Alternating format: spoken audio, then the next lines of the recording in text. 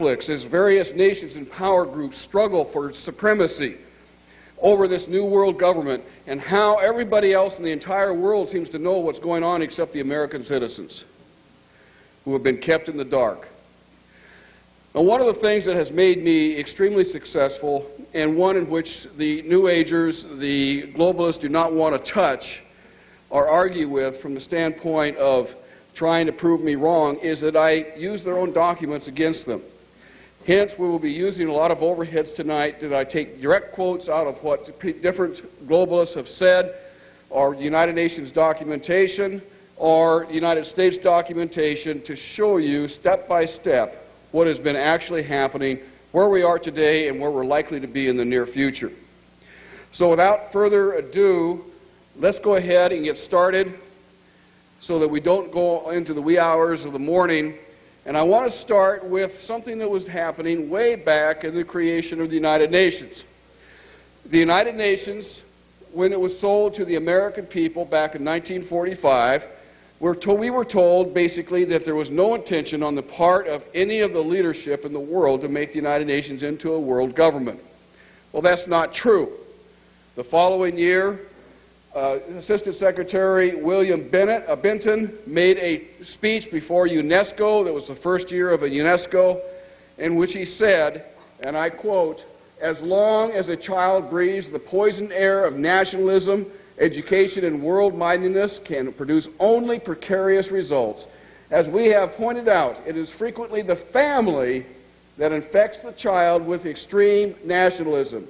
The school should therefore use the means described earlier to combat family attitudes that favor jingoism, or, as it's defined, nationalism, and we shall see presently recognize in nationalism the major obstacle to the development of world-mindedness. We are at the beginning of a long process of breaking down the walls of national sovereignty. UNESCO must be the pioneer."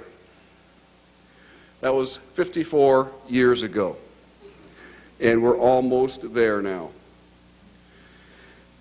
Perhaps by the end of the year 2001, we will have a world government. Now, it may not happen that soon, and we'll discuss the ins and outs and the ramifications of what's liable to happen a little bit later on in my discussion. One of the things that we need to recognize as to how this is being done.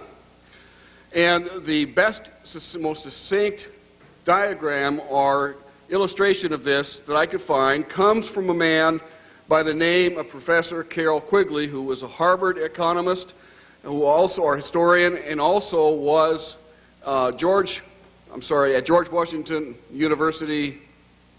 Is that right? That seems wrong for some reason. Georgetown University, thank you. In Washington, D.C., where he taught William Jefferson Clinton. During the 1950s and the 1960s, Professor Carroll Quigley had an inside track within the international community in which he communicated, they accepted him as one of their own, and he studied from a historical standpoint the ins and outs and nuances of what this group of people were attempting to do. And he wrote a book then that was published in 1966 called Tragedy and Hope. Some of you may have a copy of this. It's about that thick. It's over 6,000 pages long. It is literally an in-detail description of every action and what they're planning on doing. That book lasted for 1 week on the shelves before he was forced to remove it. And obviously, because it was a week on the shelves, there were copies made, and it's been reprinted since, so it is available still. And one of the paragraphs, I think, that was taken out of this, I have not read the entire book, obviously, but it is a tremendous reading source if you have the time, have a few spare hours, just to pick it up anywhere and start reading what these globalists are attempting to do. And this one paragraph really describes, I believe, exactly what it is they're trying to do. And he says that the global elites' aim is nothing less than to create a world system of financial control in private hands, to be able to dominate the political system of each country and the economy of the world as a whole. The system was to control in a feudalistic fashion by the central banks of the world acting in concert by secret agreements arrived at frequent private meetings and conferences. And of course, that's still being done today. It's primarily through the financial community, the global financial community, primarily of the United States and Britain, that is advancing this world government, but also all of the European market, the European Union, as we'll see a little bit later on. The Council on Foreign Relations, many people think this is the boogeyman of the secret societies of the globalists. It's not. It's a front group. About 800 people belong to it. Mostly it's a good old boys club. However, there is a core at the center of the Council on Foreign Relations that is very active in promoting world government and is using the whole CFR apparatus, as it were, as a smokescreen. And they publish, usually in their publication called Foreign Affairs, those kinds of thinking that they're ready to institute in the world. And this one happens to be done in 1970, just 3 years after the publication of the Iron Mountain Report, which calls for, if we're going to create a world government, we can no longer use war as a mechanism to cause fear amongst populations and therefore allow us to control the behavior of populations through fear. We have to find an alternative, and the Iron Mountain Report, named after the first meeting held in Iron Mountain, New York, along the Hudson River, and those nuclear bunkers built into the mountainside there, where they actually have defined what it was that they wanted to substitute the threat of war for in order to be able to control populations. And they settled on, in 1967, in their publication called the Iron Mountain Report, the environmental holocaust. In 1970, 3 years after that publication, Foreign Relations began to publish a series of articles describing the ecological holocaust that was facing the world. And in this particular issue, the first issue done by George Kennan to prevent a world disaster, where it was summed up in 3 points that the eco-crisis is a global threat so great that it endangers all of life on Earth. In other words, it's going to affect all of us if we don't do something about it. The crisis should be controlled by a partnership. Now, I want you to remember the word partnership, because the partnership is made up as an unholy triad between government and business, and today, non-governmental organizations. At the time this was written, non-governmental organizations did not exist. But now it's the unholy triad, or unholy trinity, made up of government, specifically the United Nations, business, and non-governmental organizations, operating under a central international super agency. Now, this will be a supranational EPA-like organization. You're going to see this. We're going to come back to it several times during the talk tonight, where these globalists want to establish an international EPA-like organization that can control literally every action that every single human being on planet Earth takes, under a central international superagency to regulate the environmental issues. And finally, the new crusade must proceed, at least to some extent, at the expense of the immensely dangerous preoccupations that are now pursued under the heading of national defense. So they are substituting the environmental holocaust for the threat of war. Because lest we solve global warming, ozone depletion, biological diversity destruction, all of these different things, acid rain, we are going to destroy the earth, and us along with it. And we are the enemy. For those of you in the audience who are old enough, remember the old cartoon from Pogo, where he used to say on a frequent basis, we have met the enemy, and he is us. And this is exactly the plan that these globalists have put forth and has been in operation for the last 30-some-odd years. If you're still not convinced, the founder and current leader of the Club of Rome, which in fact is real, despite many years of efforts to try to say that it's nothing but a right-wing conspiracy to discredit the global community, Aurelia Pecci, who actually created the Club of Rome, and it's the inner circle of the global elitists, in 1991 stated, that while searching for a new enemy to unite us, we came up with the idea that pollution, the threat of global warming, water shortages, famine, and the like would fit the bill. All of these dangers are caused by human intervention. The real enemy then is humanity itself. And as Pogo said, we have met the enemy, and he is us. And of course, this finds its way through international leadership, especially within the Clinton administration. In 1997, Bill Clinton addressed the General Assembly of the United Nations, in which he said that the forces of global integration. Now, what is global integration? Global integration is the process of bringing together the nations of the world into a world government. Now, they call it global governance. And they'll always refer to it as global governance and will adamantly deny that this is world government. But you cannot govern without government. It's impossible. Therefore, what we're seeing being instituted is an absolute totalitarian world government that they're planning for the world. Absolute. If you take nothing away from here tonight, realize that we're looking at an absolute totalitarian government that they're trying to establish. We're not going to get into the heart of this. I did that 3 years ago when I was here. Get that video, and I go into great detail explaining exactly the type of controls and the lack of controls and the lack of credibility and the lack of accountability to the people of the world that will make this a totalitarian government. So what Bill Clinton is saying, that the forces of global integration are a great tide inexorably wearing away the established order of things. Now, what is the established order of things here in the United States? It's our U.S. Constitution, for instance. Our civil rights. The fact that we are a government of the people, by the people, and for the people. That's the established order of things. And, of course, they want to reverse this so that the people are merely tools of the state, where we revert to a statist type of government in which the state is all-powerful. Going on, he says that people are susceptible to the misguided protectionism, to the poisoned appeals of extreme nationalism, and the ethnic, racial, and religious hatred. New global environmental challenges require us to find a new strategy of security. This word of security is a very big word in their vocabulary. They use it to justify all kinds of things. Nations have begun to put that strategy into place through a new network of institutions and arrangements. Through this web of institutions and arrangements, nations are now setting the international ground rules for the 21st century, isolating those who challenge them from the outside, unquote. And folks, do you feel isolated?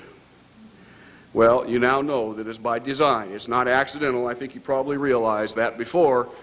But it is happening, and we are being isolated from telling our side of the story to the American people to help them understand and make adequate and righteous decisions when the opportunity presents itself. The question is then, how do they do it?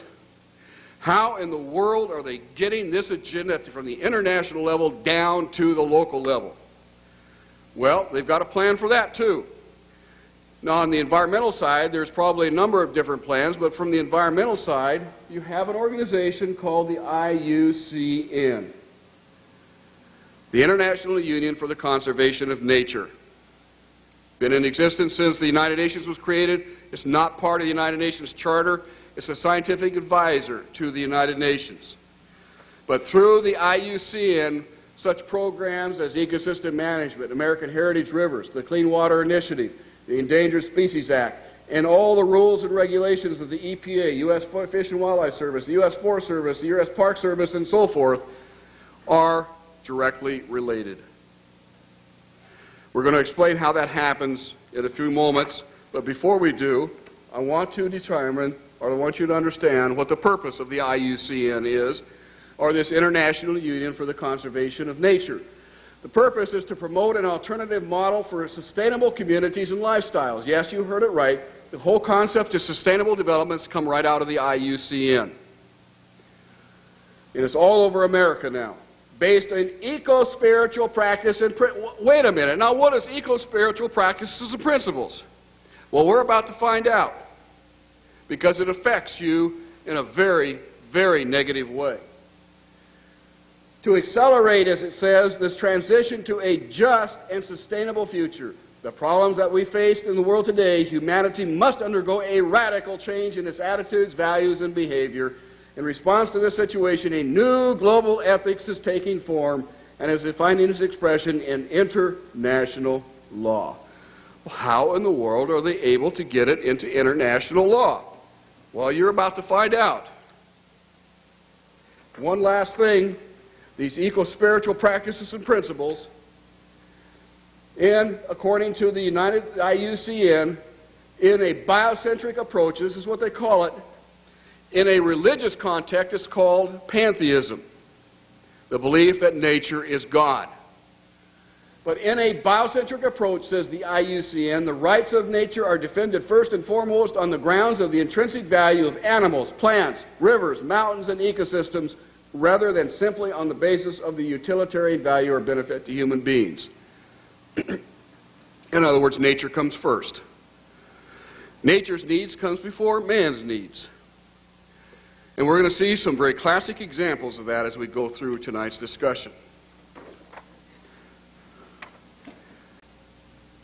And one of the things that we told the Senate in August of 1994 was that this treaty had not been written, but was going to be dependent upon a base document written by the United Nations called the Global Biodiversity Assessment.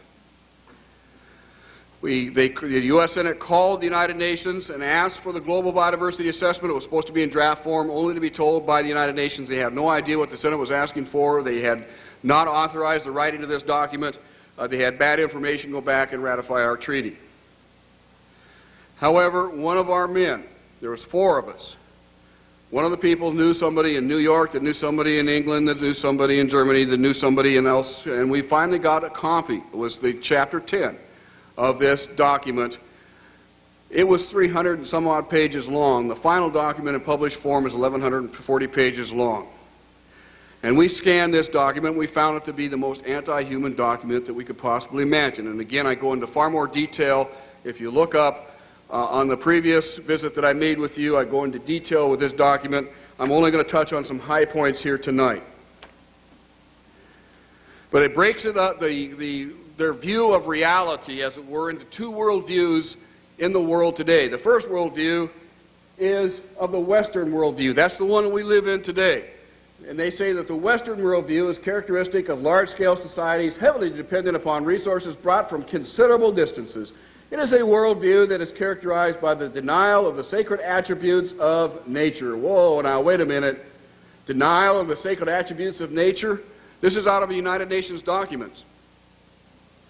It goes on to say, which became firmly established about 2,000 years ago with the Judeo-Christian Islamic religious traditions. To its direct aim at all monotheistic belief systems, especially that of Christianity. This is a United Nations document. It goes on page after page deriding Christianity as the primary source for all the evils done to the environment today. It does describe its own view of reality as this worldview. They call it the traditional worldview. And it says that the worldview of traditional societies tends to be strikingly different from the modern worldview. They tend to look at and view themselves as members of a community that not only includes other humans, but also plants and animals, as well as rocks. So now rocks are a member of your community that you have to share with. It goes on to say, even worse, people are then members of a community of beings, like human beings, living and non-living. So a rock is now elevated up to the status of a human being, and they are both equal in the eyes of this belief system. Now, many of us in this audience are probably Christians, and I do not want to say that we do not have a stewardship responsibility, because we do. But we should not ever hold up nature as being God, as they have done here, where a rock is equivalent to that of a human being. It concludes in this statement by saying, thus rivers may be viewed as mothers, animals may be treated as kin. Hence we have the American Heritage Rivers Initiative initiated by Bill Clinton about 3 years ago. It goes on to say that for most of human existence, traditional societies lived in an ethical paradigm in which nature is valued both in its own right and as for its role in spirituality. In other words, it is God.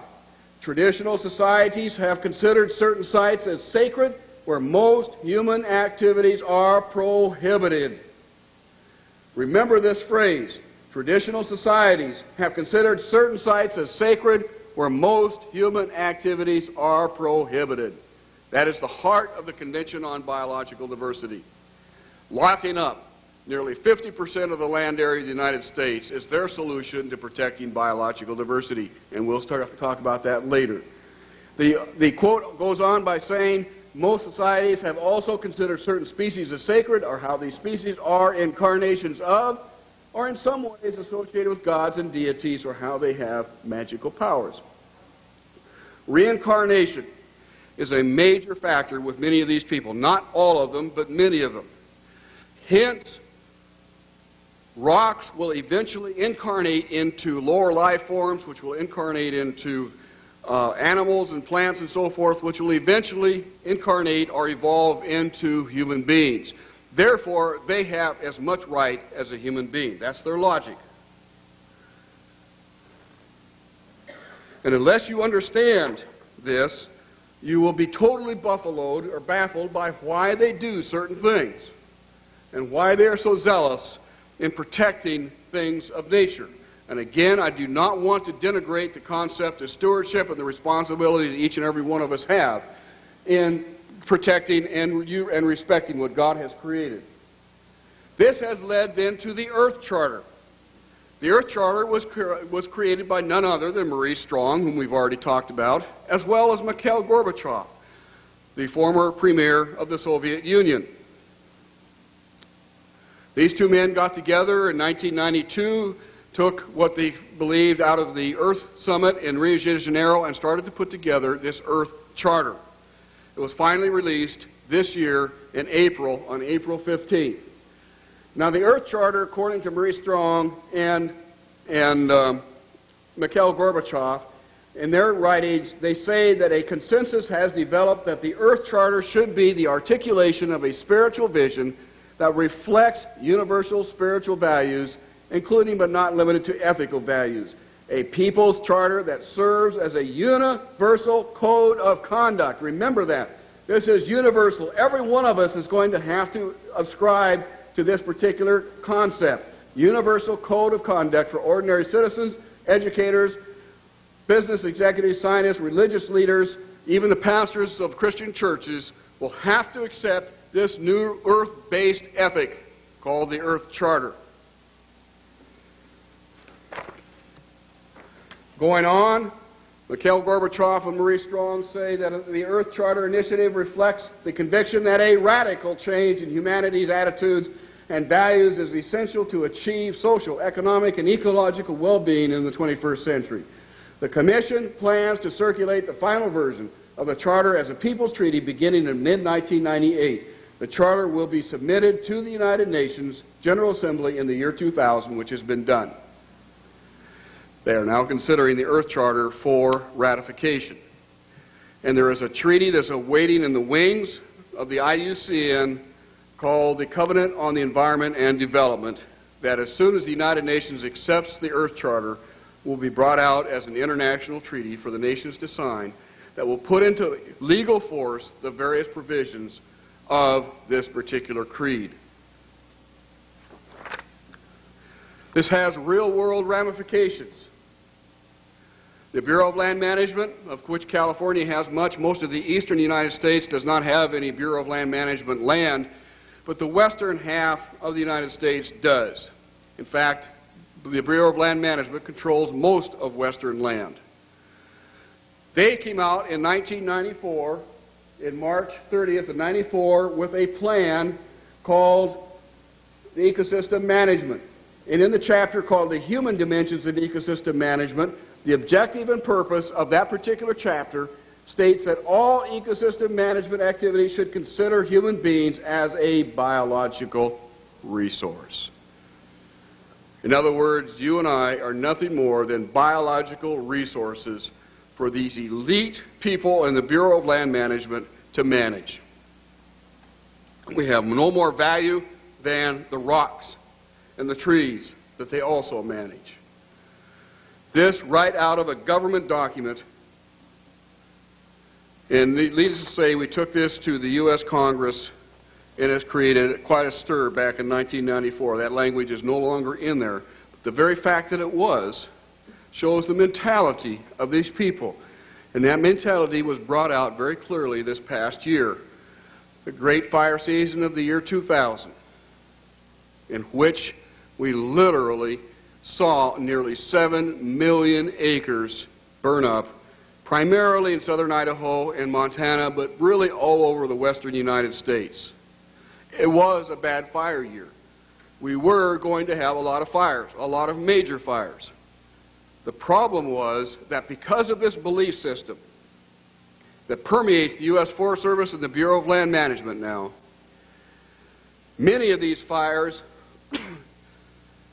the actual fire officials argued for as many as 3 days before they lifted the first shovel against those fires, whether or not they should send bulldozers in to build fire lines, because they may rip out a plant or two of an endangered species. 3 days they waited. And of course, if any of you have had fire management experience, and I have, while I was working, I have my degree in forestry, and while I was working in my younger years, I fought many project fires, and I'm very familiar with how to fight fires, especially in that part of the country, because I had my education in the western part of the United States. This is not the way you fight a fire. You put crews in there immediately, and you start building fire lines to contain that fire when it's still just a few hundred acres.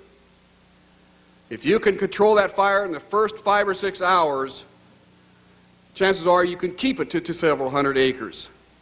By arguing for 3 days whether or not they should build fire lines, whether or not they should use retardants, airplane-dropped retardants, because some of those retardants may drift into streams and cause pollution in the streams, which could damage the aquatic life and some of the trout, the endangered trout, the bull trout. Meanwhile, while they're arguing about it, the fire advanced from several hundred acres to several thousand acres to 100,000 acres to 500,000 acres. The streams were boiled dry, the trout were killed, while they were back in the camp arguing whether or not they should be using these fire suppression techniques. This is the real world lunacy of this belief system. And I'm adamant about that word lunacy because you can describe it in no other way. It is lunacy. And they want to run the world this way. We have to stop them.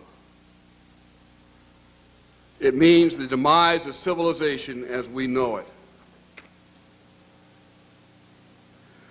It's not hard to imagine that if you believe that humans are the cause of all of Earth's problems, that we're overpopulated. And indeed, this document, the Global Biodiversity Assessment, states that the population growth has exceeded the capacity of the Earth's biosphere to support us. They give 2 solutions, and only 2, to this problem. The first is that it's estimated that an agricultural world in which most human beings are peasants should be able to support 5 to 7 billion people. Well, folks, we have 6 billion people right now. That means all of us in this room, or nearly all of us in this room, are going to have to become agrarian peasants if we use this solution. Do you want to become an agrarian peasant? Do you want to live in a metal shack someplace with a dirt floor, maybe a bed or 2? Do you want to have them tell you how many kids you can have? Because this is exactly what they have in mind. This is their solution. This isn't mine. I didn't use the word peasants. They used the word peasants. Now, not too many of us are too wild about that particular option, are we? They give you a different option. In contrast, they go on to say a reasonable estimate for an industrialized world society at the present North American material standard of living would be 1 billion people. So if we wanted to maintain our current standard of living, we would have to reduce the Earth's human population by somewhere around 70% in the next 30 to 50 years, according to this document. Those are the only two solutions that they provided to what they consider the human overpopulation. A reduction in the Earth's human population by about 70%. So 70% of us, or 7 out of 10 of us in this room, would have to offer ourselves up on the altar of nature in order to save planet Earth. It's lunacy.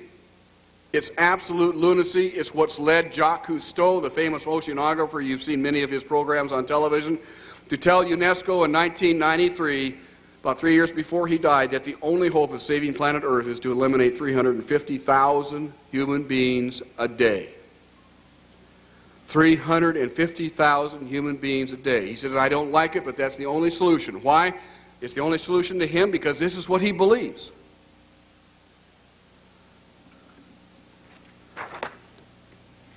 Now, the United Nations was wise enough not to put in a method of how they're going to eliminate 70% of the Earth's human population in the next 30 to 50 years. That would have probably caused too many eyebrows to rise. But in a different part of the document, they gave a pretty good hint as to how they planned to do it.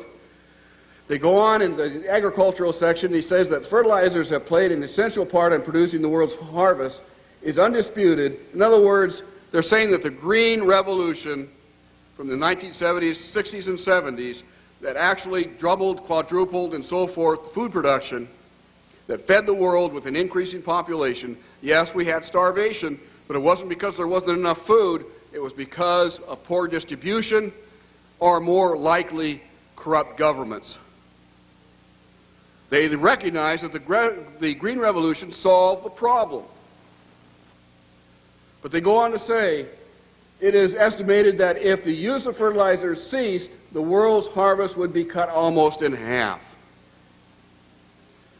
It goes on to say, however, the negative side of the equation is that nitrates from fertilizers seep into the groundwater aquifers and so forth, and therefore we must reduce or eliminate the use of fertilizers. Now, I realize there is a lot of good evidence to suggest that we just can't pour fertilizers on and expect to have the nutrition that we should have.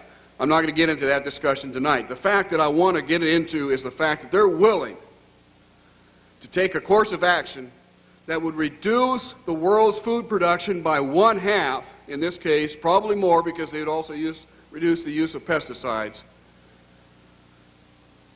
knowing full well what would happen if they did that, that we would lose 50 to 60 to 70% of the Earth's human population in the next 30 to 50 years.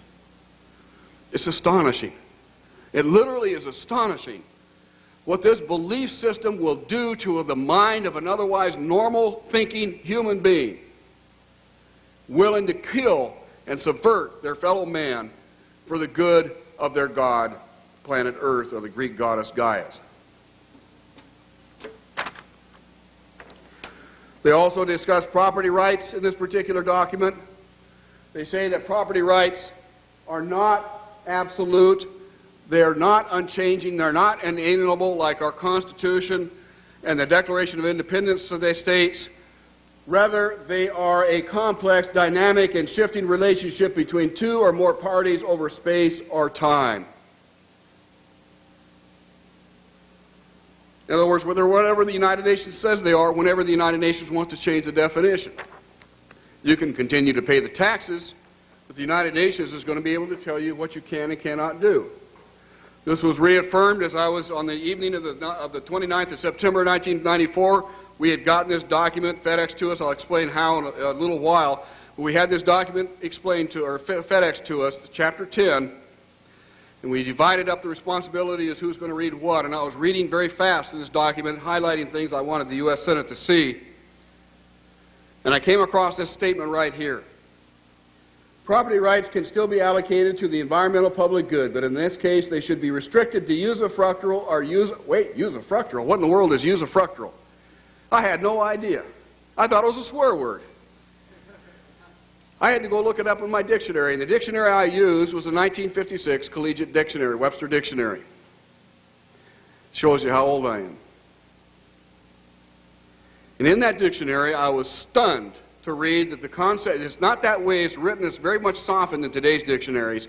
You can still see it there, but it's not as clear-cut as the dictionary I used, and that basically said that the concept, the usufruct concept, was first developed by the Romans in the Roman Empire, and it means the Caesar owns everything.